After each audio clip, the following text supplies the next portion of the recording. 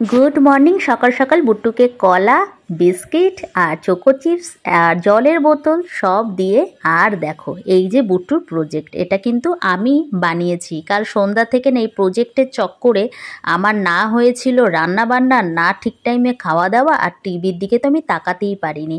তো এতটাই কালকে মাথা গরম হয়ে গেছিলো। তো যাই হোক, ছোট বাচ্চাদের এই প্রজেক্ট যে কেন দেয় আমার মাথায় সত্যি কথাই ঢোকে না। হ্যাঁ, বড়দের যদি দেয় ঠিক আছে, ওরা নিজেদের থেকে করতে পারে, বাট বুট্টুর পক্ষে কি একটা ফটো ফ্রেম বানানো সম্ভব? তোমরাই সেটা ভাবো, এটা কি সম্ভব? আর জানো তো, শুধু ফটো ফ্রেম বানানো না, সেটার সম্বন্ধে ডিটেলে ওকে বলতে হবে। আর সেটা কৌশিক কালকে প্রায় 1.5 থেকে 2 ঘন্টা ওকে প্র্যাকটিস করিয়েছে।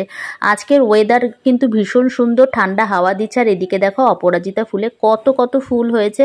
আজকে মনে হয় সারাদিন আর রোদ উঠবে না, কিংবা উঠতেও পারে, কিন্তু বৃষ্টি হবে না হয়তো, ঠান্ডা ঠান্ডা হাওয়া সারাদিন চলবে। আর এই যে কৌশিক ওকে বাসে ওঠানোর আগেও না আর একবার কিন্তু ঝালাই দিয়ে নিচ্ছে, মানে ওই ডিটেলসটা বলতে হবে। ছোট বাচ্চাদের এই প্রেশারগুলো যে কেন দেয়। আমি 1 কাপ চা কৌশিককে ধরিয়ে দিয়ে এখন ছুটবো রান্নাঘরে। আমার আজকে কিন্তু রান্নার সেরকম হ্যাপা নেই, কারণ আমার ঘুম থেকে ওঠার আগে কৌশিক বানিয়ে নিয়েছিল ওর প্রিয় ঘুগনি, আর সেই ঘুগনিটা এমন টেস্ট হয়েছে কি আর বলবো। আর এই মালাবার পরাঠা খেয়ে আমরা এর প্রেমে পড়ে গেছি। সত্যি কথা বলতে, কেরালায় তো মালাবার পরাঠা আমরা 20 টাকা দিয়ে কিনে খেতাম, ভীষণ সুন্দর। তোমরাও জানবে যে কেরালার পরাঠা কিন্তু খুব বিখ্যাত, সব জায়গাতেই কিন্তু কেরালার পরাঠা পাওয়া যায়। মানে যেটা আমরা এই লাচ্ছা পরাঠা বলি না, সেই পরাঠাটাকেই না, ওখানে ওরকম মালাবার পরাঠা ভীষণ টেস্টি হয়। এটা যে শপিং মলে এরকম কিনতে পেরে যাব, আর সেটা এত ভালো হবে সব থেকে বড় কথা। জাস্ট একটু সেঁকে নিয়েও তোমরা খেতে পারো। আমি একটু সেঁকার পরে না ঘি ওপরে লাগিয়ে, দুদিকে লাগিয়ে একটু হালকা করে সেঁকে নিয়েছিলাম। আর কৌশিককে লাস্ট টাইম আমি জিজ্ঞাসা করেছিলাম, তুমি যে দুপুরবেলা খেলে তখন কি জিনিসটা নরম ছিল না শক্ত শক্ত হয়ে গেছিলো? বলছে একদম নরম ছিল। তার জন্যই না আমাদের একটা প্যাকেট শেষ করার পরে এটা সেকেন্ড প্যাকেট। আর আশা করি আমরা যতদিন হায়দ্রাবাদে থাকবো লাচ্ছা পরাঠা ঘরে আর বানানোর রিস্ক নেব না, কারণ হচ্ছে কেনাটাই এত সুন্দর।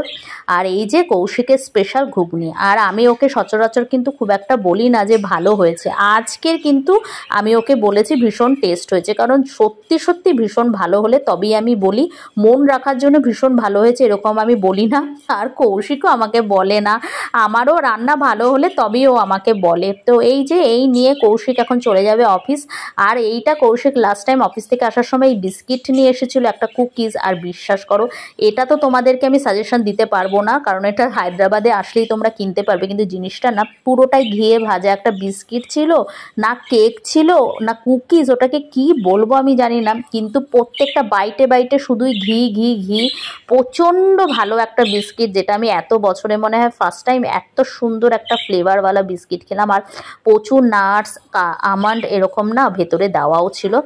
আর কৌশিক যাওয়ার সময়ও দেখলাম রোদ ওঠেনি। তো যাই হোক, আজকে কিন্তু সুন্দরভাবেই সারাটা দিন কাটবে। তবে একটু টেনশন যে বুট্টু স্কুলে গিয়ে ঠিকঠাক বলতে পারবে কি না। এই যে প্রজেক্টে আমার যে কি টেনশন, এ মাসের মতন তো গেল, আবার সামনের মাসে হয়তো কিছু বানাতে দেবে। আর এই জিনিসগুলো কৌশিক একদমই ছিটে ফোটা, মানে 1%ও আমাকে হেল্প করে না। কিন্তু ওটা নিয়ে যে পড়াতে বলেছিলাম, তো সেটাও পড়িয়ে দিয়েছে। এখন আমি 1 কাপ চা নিয়ে বসবো। টাটা।